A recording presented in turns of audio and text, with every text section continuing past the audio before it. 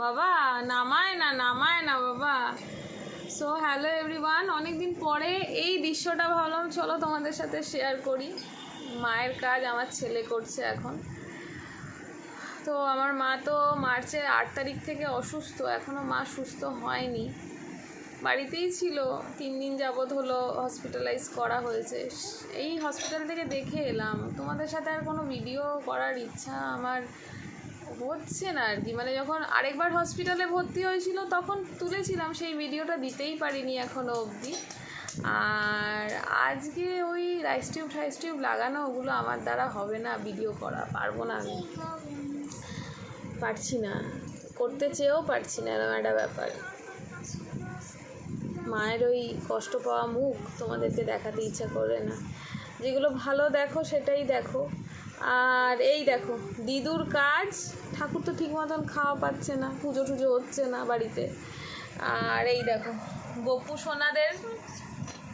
গোপু সোনাকে আর মা কালীকে ছেলে দেখো পুজো করছে, এখন সব নামিয়েছে। আবার বলছি বলে তোমাদেরকে। আর জুনিয়ার কতটা বড় হয়েছে তোমরা কমেন্ট করো। ওইদিকে জল ঠল ইয়ে করেছে। মা নেই বাড়িতে, দেখো ঘর ফাঁকা, ভাল লাগছে না গো।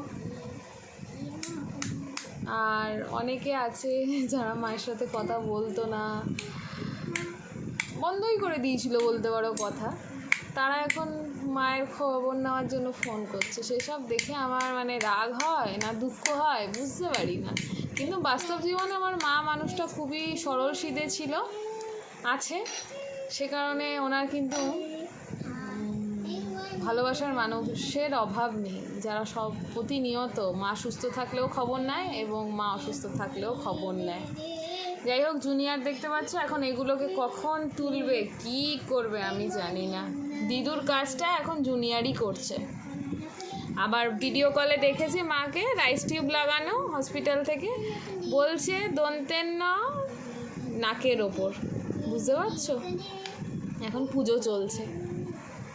চলো সবাই ভালো থেকো, আর আমার মন ভালো নেই গো।